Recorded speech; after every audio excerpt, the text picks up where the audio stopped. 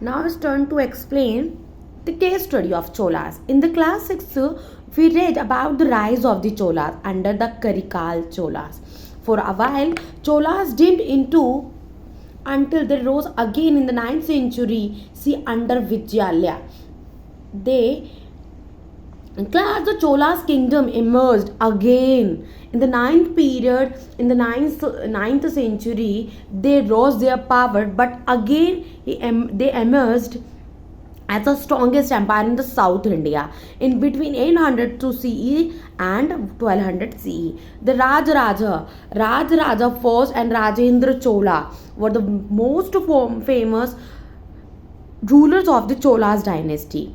Okay, class, and it is a very became a military, economic, and a cultural power became a very powerful in this time period. So let's talk about the Rajendra first. Okay, Rajendra first, who was a ruler and he was a very powerful ruler. He defeated the Cheras at Tiruvananthapuram. Here it's a Kerala, and this capital of the Tiruvananthapuram, and Cheras were ruling here. So Rajendra first, who were defeated the Cheras. Okay, and the Pandyas at Madurai. Here is a Pandyas, and the Madurai, it was the capital of Pandyas.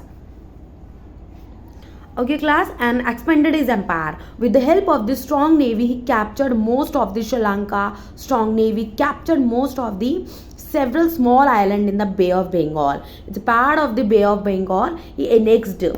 He was excellent administrator in that time period, and he ruled his empire quietly efficiently. He's the most well known, having constructed the beautiful temple, and it was a Brideshwara temple in Tanjavur. Class, Rajaraja was a very famous ruler, and he annexed many areas, like he defeated the Pandyas, and here is the Cheras. He defeated by the Rajaraja.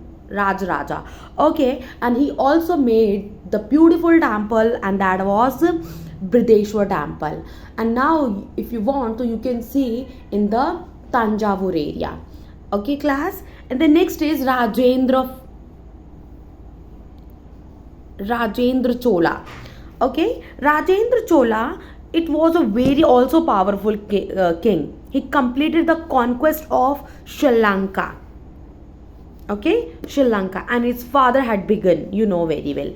Rajendra Chola crossed the river of the Ganga. He crossed the river of the Ganga and defeated Mahipala, and Mahipala, who was a ruler of the area of the North India, and defeated by the Rajendra first. And after the defeated Mahipala, and he annexed the area of the Ganga, and after that he take the title of the Gangai Konda Cholapuram. So it's a very important, and that was a title Gangai Konda, and after the defeated Mahipala, and after led the foundation of the Gangai Konda Cholapuram, he also made a temple in the North India. Now you can see in this picture a temple at the Gangai Konda Cholapuram built by the Rajendra Chola after the war of the Ganga area, and he made the temple. If you remember, Rajaraja first, who was made also a temple, and which was Brideshwara temple. Okay, class, and Rajendra Chola was also succeeded by his three sons after one another. Okay,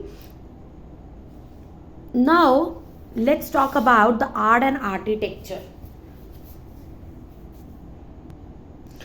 Class, art and architecture. Before the starting this topic, I want to tell something about the Cholas art. Class, the Cholas built magnificent temples and are well known as their bronze sculptures.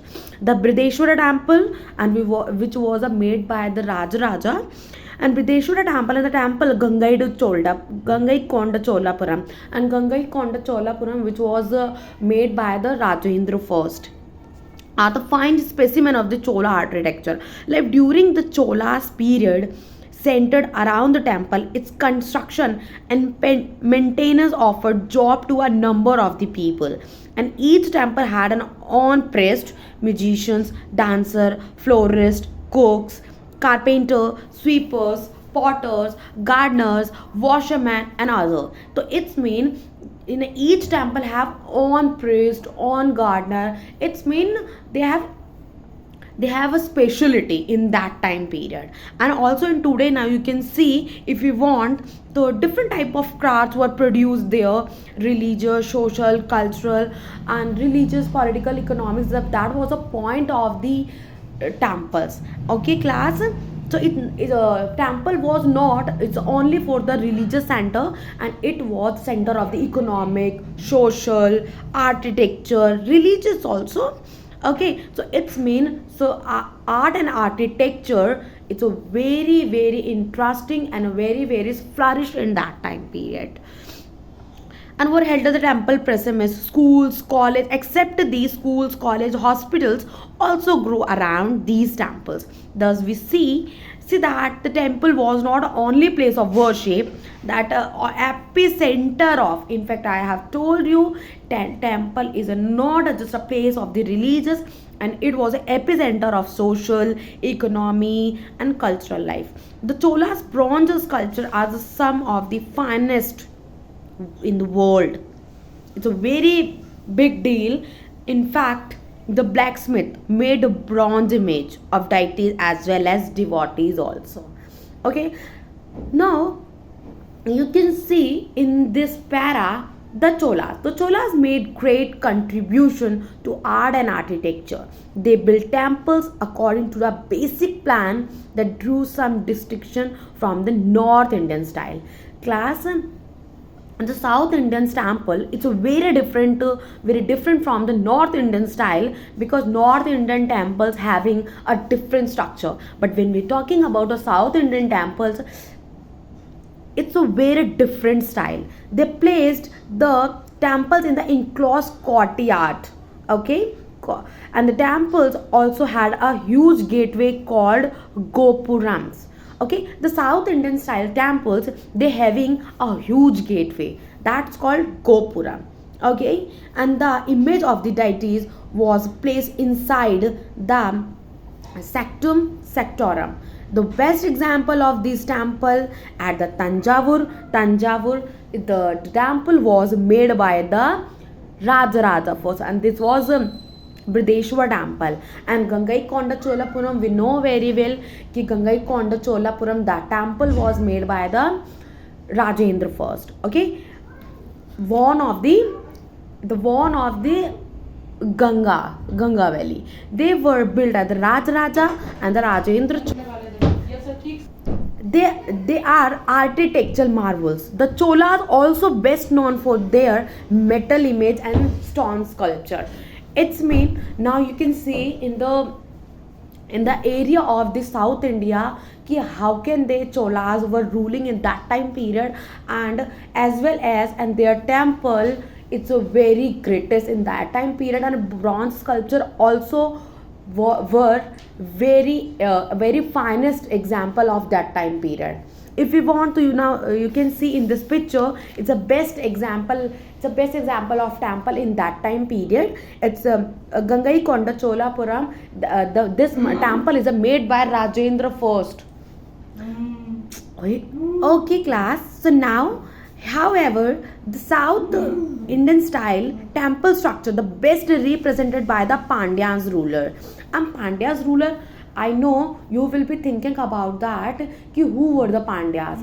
In fact, I have told you in the last map, Pandyas who were ruling in the South India, and they were contemporaries of Cholas, Cheras, Pandyas. Okay, class.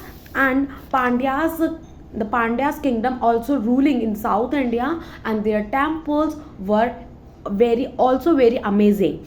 Now you can see in this picture in the Pandyas. Okay, Pandyas ruler who ruled between the 17th to 13th century AD. The Meenakshi temple at the Madurai. And Madurai, I have told you, Madurai was the capital of Pandyas. Okay, Madurai Meenakshi temple, and it was very fabulous temple. It's made by the Pandyas. Okay, Madurai, built by the Pandyas ruler, which doesn't exist anymore, was known as a distinct features. Okay, around the Cholas temple grew settlement of the craftsmen, traders, an image of the Natraj made in the bronze under the Cholas dynasty. In the 10th century AD has been found and its countries and it to be produced in a metal stone other metal even today. In fact, I have told you the bronze sculptures was the finest sculpture of in the world. It's a okay.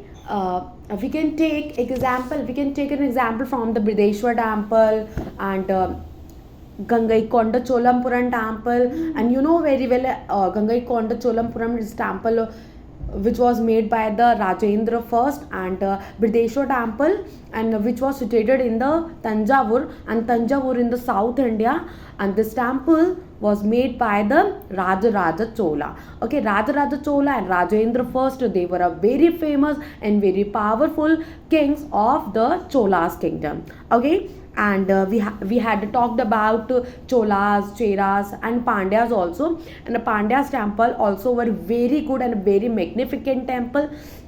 And we can take example from the Meenakshi temple, and which was situated in the Madurai, and Madurai is also in the South India. Okay, class. Now you can see in this picture that is Natraj sculpture. Natraj sculpture which was a begin in the Cholas dynasty, and it's made by the bronze, and bronze it was a very finest sculptures. Chola's Natraj is often said to be a supreme statement of Hindu art.